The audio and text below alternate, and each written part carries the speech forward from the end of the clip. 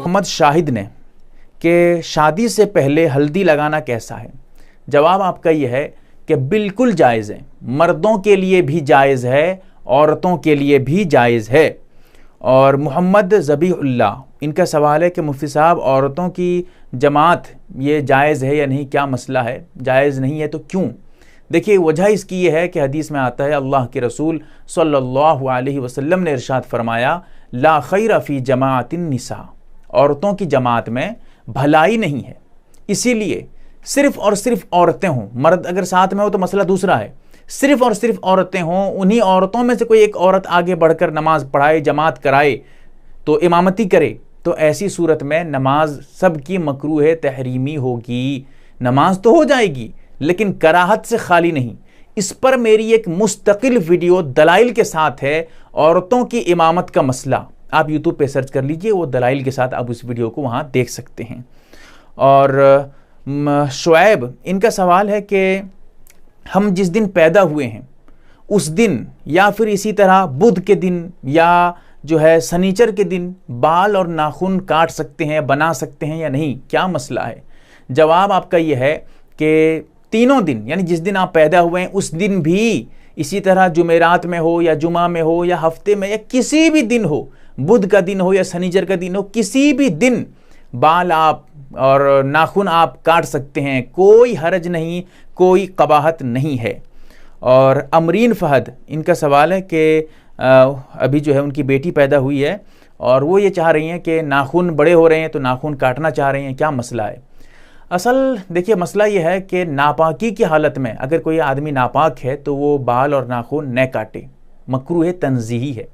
लेकिन एक तरीका इसका ये है कि अगर आप बाल या नाखून को धो लेते हैं, पानी वगैरह डालकर उसको धो देते हैं, फिर उसके बाद काटते हैं, साफ करते हैं, तो फिर बिल्कुल जायज़ है, कोई हरज नहीं, कोई कबाहत नहीं है। ये तरीका इख्तियार करिए जो मैंने अभी आपको बताया है।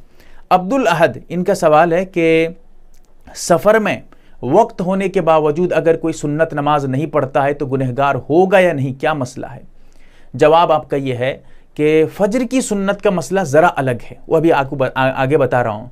फ़जर की सुन्नत के अलावा जितनी सुन्नतें हैं सफ़र की हालत में, यानी मुसाफिर हो अगर, वो वक्त होने के बावजूद भी अगर नहीं पढ़ता है तो उसे कोई गुनाह नहीं मिलेगा।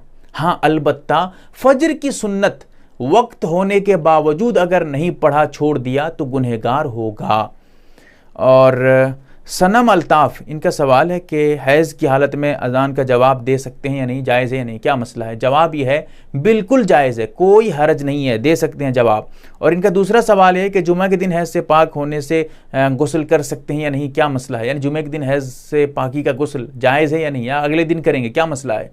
जवाब यह है कि भाई उसी वक्त जब आदमी हैज़ से पाक हो जाए, जब औरत हैज़ से पाक हो जाती है तो नमाज का वक्त ख़त्म होने से पहले पहले उसी दिन गुस्ल कर लेना ज़रूरी हो जाएगा। अगर कोई आदमी ऐसा कर रहा है कि जुमे के दिन पाक होता है, शनिचर के दिन जाके गुस्ल करता है, ये जो नमाजें छूट गई पाकी के बाद, सब कहाँ जाएंगी, सख्त गुनहगार होगी औरत। इसीलिए ऐसा नहीं है कि जुमे के दिन हम गुस्ल नहीं कर सकते, बिल्कुल जुमा के दिन गुस्ल कर सकते हैं, कोई हरज नहीं। और किरण मसूद, इनका सवाल है कि मुहर्रम के 9 तारीख़ और 10 तारीख़ में कपड़े धो सकते हैं या नहीं, क्या मसला है। बिल्कुल धो सकते हैं, आपका जवाब यह है कि जायज़ है धोना, कोई हरज नहीं, कोई कबाहत नहीं है। और गुलनाज शेख, इनका सवाल है कि औरतें जो है रात में कपड़ा सिल सकती हैं या नहीं, क्या मसला। सिलाई कर रही हैं मशीन के ज़रिया या हाथ में किसी भी ज़रिया, तो रात में कपड़ा सिलना कैसा है। जवाब आपका यह है बिल्कुल जायज़ है, कोई हरज नहीं। और फिर सवाल ये करते हैं कि कोई ऐसा टाइम है क्या जिस टाइम में हमारे लिए जो है कपड़ा सिलना नाजायज़ हो, मना हो। जवाब आपका यह है कि कोई ऐसा टाइम नहीं है, किसी भी वक्त, चलते फिरते उड़ते बैठते, सुबह शाम, रात या में दिन में या दोपहर के वक्त में, जिस वक्त आप चाहें उस वक्त कपड़ा सिल सकते हैं, कोई हरज नहीं, कोई कबाहत नहीं है। और इंडिया, इनका सवाल है कि जो है उनका अभी घर बनने वाला है, इंशाल्लाह बहुत जल्द तैयार हो जाएगा, तो ये पूछना चाहते हैं कि किचन और टॉयलेट वो किस तरफ होना चाहिए जिससे खैर व बरकत हो। देखिए जहाँ तक किचन की बात है तो किसी भी तरफ आप अपनी सहूलत के एतबार से रख सकते हैं। इस्लाम में ऐसा कुछ नहीं है कि अगर किचन इधर होगा तो मुसीबत होगी, इधर होगा तो बरकत होगी, ऐसा कुछ नहीं है।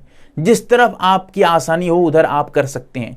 टॉयलेट में भी यही है, कोई हर्ज नहीं, लेकिन हाँ इतना ख्याल आपको रखना है कि जिस तरह पेशाब या पैखाना करते वक्त किबले की तरफ आपका चेहरा न हो, रुख न हो, आपका सामना किबले की तरफ न हो, या पीठ भी किबले की तरफ न हो। इस हिसाब से आपको बाथरूम यानी टॉयलेट वगैरह बनाना है।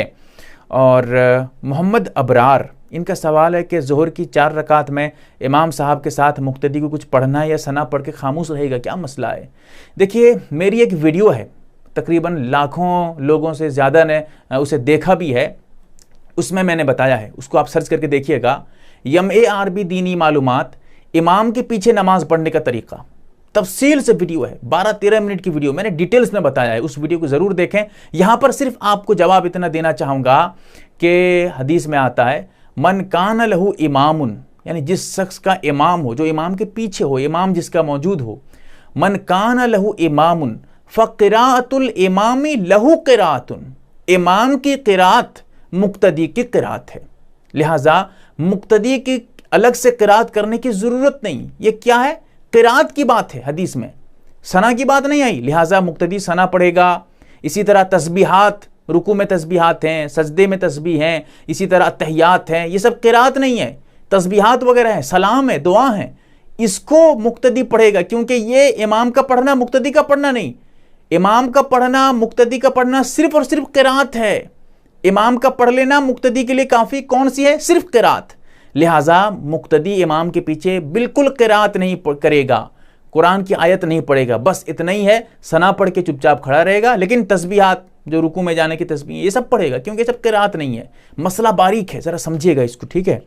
और अरसी इब्राहिम, इनका सवाल है कि मुहर्रम में घर से जाला निकालना कैसा है? जवाब आपका यह है कि बिल्कुल जायज़ है, कोई हरज नहीं है। मोहम्मद अफजल, इनका सवाल है, इंसान का खून पाक है या नापाक, क्या मसला है? देखिए, जवाब आपका यह है कि इंसान का खून नस्से क़तई से साबित है कि ये नापाक है, बिल्कुल कुरान से साबित है।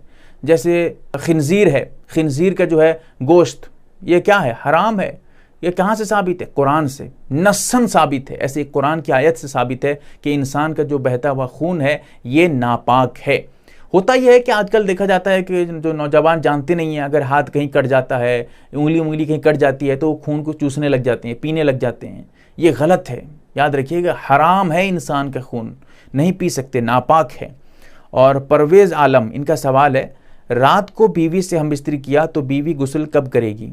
देखिए, जवाब आपका ये है कि मेरी एक मुस्तकिल वीडियो इस बारे में मौजूद है, आप यूट्यूब पे सर्च करके देखें, हम बिस्तरी के बाद गुस्ल कब करें, मेरी वीडियो आ जाएगी, MARB दीनी मालूमात साथ में लिख दीजिएगा, पूरी तफसील है उस पर। जवाब यह है कि इख्तियार है, उसी वक्त करे या बाद में करे, कम से कम वज़ू कर ले उसी वक्त, या इतना भी हो कम से कम जो शर्मगाह वगैरह है उसको धो ले, साफ़ कर ले। हाँ, इतना ख्याल रहे कि फजर की नमाज जैसे न छूटे, फजर की नमाज से पहले गुस्ल कर लेना फ़र्ज़ है उसके लिए, उससे पहले गुस्ल करे और फजर की नमाज पढ़ ले। फजर की नमाज क़ज़ा नहीं होनी चाहिए, अगर क़ज़ा हो जाएगी तो फिर सख्त गुनाह है, क़ज़ा नहीं होनी चाहिए फजर की नमाज। और मोहम्मद ज़बीहुल्लाह, इनका सवाल है, कोई सामान हम ख़रीद के लाते हैं, उसकी कीमत 40 रुपये है, हम उसको बेच रहे हैं 80 रुपये पे, यानी डबल कीमत पे, लाते हैं 40 पे, बेचते हैं 80 पे, तो ये हमारे लिए जायज़ है या नहीं, क्या मसला है? बिल्कुल जायज़ है, कोई हर्ज नहीं। लोग ये समझ रहे हैं कि जितने में ख़रीदे होंगे उससे डबल में अगर बेचेंगे तो फिर हमारा वो पैसा हराम हो जाएगा, ऐसा कुछ नहीं है। हाँ, अलबत्ता इतना है कि हद से ज़्यादा कीमत लेना, आम कीमत बाज़ार वगैरह में कीमत मिसाल दे रहा हूँ 80 रुपये है, आप 100 रुपये 120 रुपये ले लीजिए, लेकिन 80 रुपये हर जगह है, कहीं पर 100 रुपये है, आप ले रहे हैं 200 रुपये, और जो है क्वालिटी वही है, कोई फ़र्क नहीं, कोई इसमें नहीं, बस आप अपनी मनमानी करके ज़्यादा ले रहे हैं, ये गलत है। लेकिन हाँ, अगर आम कीमतें वही हैं, आप चाहे जितने में ख़रीदे हों, आपको किसी ने फ्री में दे दिया, आप लेके उसे उतनी कीमत में बेच रहे हैं, कोई हर्ज नहीं। यानी आपका जवाब यह है कि आप इस तरह बेच सकते हैं, कोई हर्ज नहीं है। और अरमान इरफानी, इनका सवाल है कि महर जो हम बांधते हैं, निकाह के वक्त महर देने का वादा करते हैं, किसी ने वादा किया मिसाल के तौर पे मैं 50,000 रुपये दूंगा। महर एक रकम बतौर पैसे, बतौर रकम के उसने महर को मुतय्यन किया। तो क्या बाद में जब वो महर अदा करेगा उससे वही पैसे देने पड़ेंगे, रुपए देने पड़ेंगे, रकम देना ज़रूरी होगा, या उसके बदले में वो सोने चांदी की कोई चीज़ हो, जेवरात हो, कान के नाक के जेवर हो औरतों के लिए, या कोई और सामान भी दे सकता है उसी कीमत में। याद रहे, बिल्कुल अलग से कोई चीज़ भी दे सकता है, यानी उसके लिए पैसा देना ज़रूरी नहीं है। उतने ही कीमत का अगर वो कोई सामान खरीद के लाता है, मिसाल के तौर पे गले का हार है या नाक कान वगैरह के जेवरात हैं, वो खरीद के ला कर दे देता है, बिल्कुल दे सकता है, कोई हर्ज नहीं है। और किंग बाबा, इनका सवाल है कि अगर शर्मगाह को हाथ लग जाए तो वज़ू टूटता है कि नहीं, क्या मसला है? जवाब यह है कि मेरी एक मुस्तकिल वीडियो दलाइल के साथ मौजूद है, आप यूट्यूब पे सर्च करके देखें, MARB दीनी मालूमात, शर्मगाह को छूने से वज़ू टूटेगा या नहीं, वीडियो आ जाएगी, दलील है उसमें, हदीस की रोशनी में मैंने तफसीलन गुफ्तगू किया है। तो जवाब आपका यह है कि चाहे आप कपड़े के ऊपर से छुएं या डायरेक्ट छू लें, अपने शर्मगाह को छुएं या किसी दूसरे के, इससे वज़ू नहीं टूटता है। और परवेज़ आलम, इनका सवाल है कि मर्द औरत की शर्मगाह को चूम सकता है या नहीं, क्या मसला है? इसी तरह बीवी जो है शौहर की शर्मगाह को चूम सकती है या नहीं, क्या मसला, जायज़ है या नहीं, क्या मसला? जवाब यह है कि भाई ये जानवरों का तरीक़ा है, इंसान का तरीक़ा नहीं है, कुत्तों का तरीक़ा है, जो है किसी अच्छे इंसान जो जानने वाला इंसान हो उसका तरीक़ा नहीं है। इसीलिए हरकत जो है इंसान वाला करना चाहिए, जानवर वाला नहीं। अपने इंसान होने की कोई अहमियत है, इंसान एक आला मखलूक है, तो इसे जानवर वाला हरकत क्यों करेगा आदमी? तो बहरकैफ जवाब आपका यह है कि मकरूह तहरीमी है, जायज़ नहीं है ऐसा करना, गुनाह मिलेगा, गुनहगार होंगे मर्द भी औरत भी, याद रखिएगा। मैंने इस वीडियो